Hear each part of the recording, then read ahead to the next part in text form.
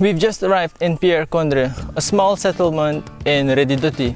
The reason I stopped here at this village is because I got lost. I can't remember where Jodensavanne is actually. So I'm going to ask the locals for some directions, and perhaps they can point me to the right direction to Jodensavanne. It has been raining on our way here to Jodensavanne, as you can see by the look of my car. But yeah, let's ask for directions to Jodensavanne. Goedemiddag. Ik wilde weten welke richting het moet afslaan om naar Jodensavanne te gaan. Dan weer even terug en dan ga je gewoon met de bocht. Oh, gewoon met de bocht mee, no? Aan de linkerkant, dit is ook een bordje. Oké, dankjewel. Zijn er beheerders daar? Ja, ik denk van wel. Oké, dankjewel. Hè.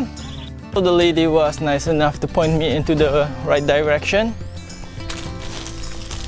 Now let's continue the journey.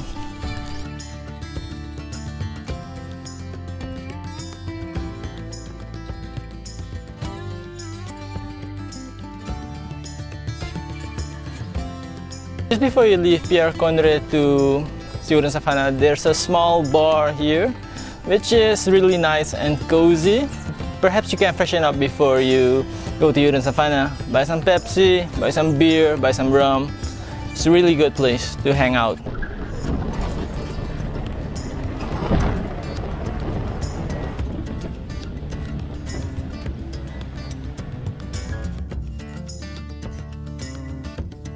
We've just arrived at the Jodensavanne National Monument. It's something Suriname can be really proud of. I haven't been here in ages, so I'm curious what this place looks like after all these years.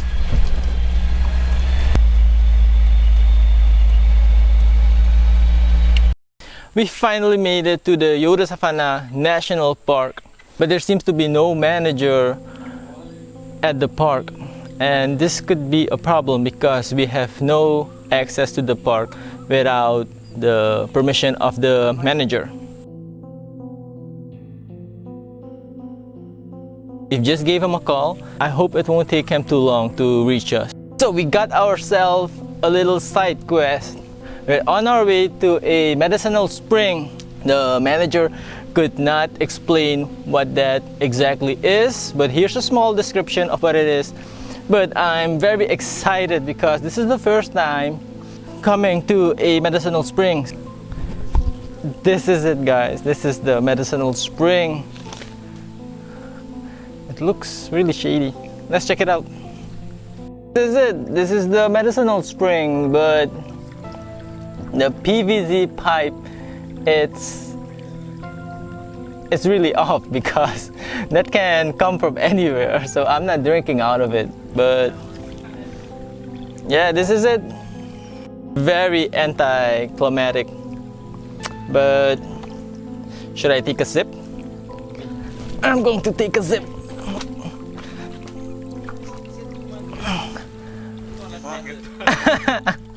If it's toilet water, that's why I have my friend Manish to be the doctor.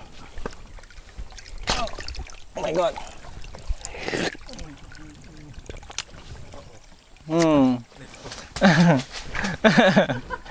Tastes like creek water, but yeah, I took a sip of the medicinal spring. Hopefully it can give me superpowers. Okay, let's head up and be on our way.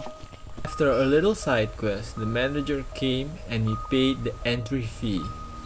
It was around SRD 40 per person and an extra 20 for the medicinal creek.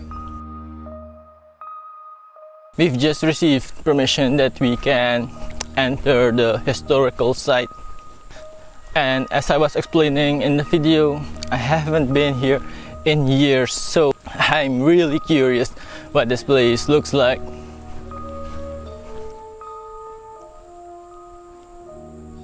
When entering the park, the first historical site you'll see is the Creole cemetery. So basically this was the final resting place of the Afro-Surinamese slaves that worked on the plantations.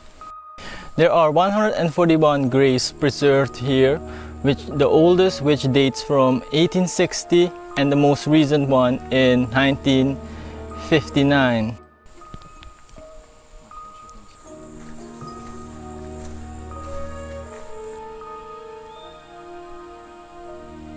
Now we've just reached the Jewish cemetery, in other words, House of the Living. There are around 462 tombstones recorded in this area. You can see that there is a major difference between the Jewish grave and the graves of the slaves. There are some important descriptions on some of the graves. They must have been some powerful people here at that time.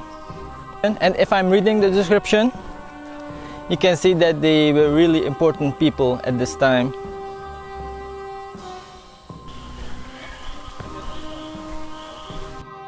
This is a very large park. I remember that you could have driven into the park with the car.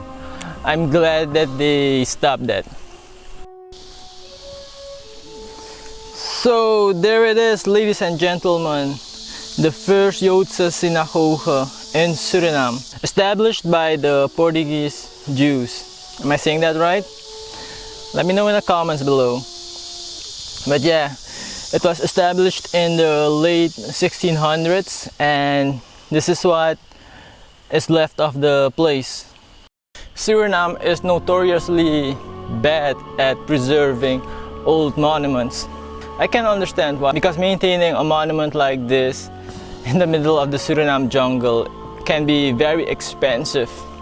So it's understandable, but if you can only imagine what kind of potential Jodensavanne could have had if the building was still intact. Or let's just say if the synagogue was still intact. There's a description here, but it's surrounded by hornets.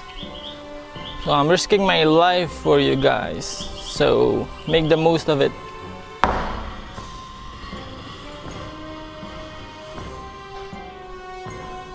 There's a visitor center here at the park, which is a new addition to the Jodensavanne Park. I can't remember this being here around the years back when I visited this place for last.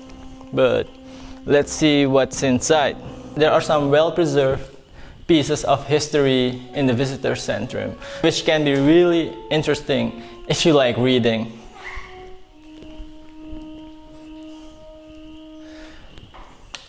And yeah, most of the descriptions are in Dutch. So if you're American or English, be sure to bring a talk. Check it out, guys. This is a visual representation of Jodensavanne, actually what it looked like in the year 1600s. I'm going to climb down the hill to the river banks, and you guys have to watch out, okay? It's pretty slippery. Now Jodensavanne is located next to the riverbanks of the Suriname River. Another option you can visit Jodensavanne is from Paramaribo to Redi by boat. This can be a very rare experience because you can take a boat and visit each of the former plantations of Suriname. Now the woods have all been rotten, so I'm very carefully trying to cross the bridge. This is the docking area. As you can see, it's not that well maintained, but it's usable. If you're ballsy, you can take a dip in the river. Here's a closer look of the pier. This was a quick trip to Jodensavanne. It's not very far from Paramaribo, and it has a nice touch for people interested in the history of Suriname. I recommend coming with a 4x4 so you can explore the village of Redi as an extra. And if you've enjoyed today's video, please consider subscribing to my channel, and I'll see you in my next video. Peace.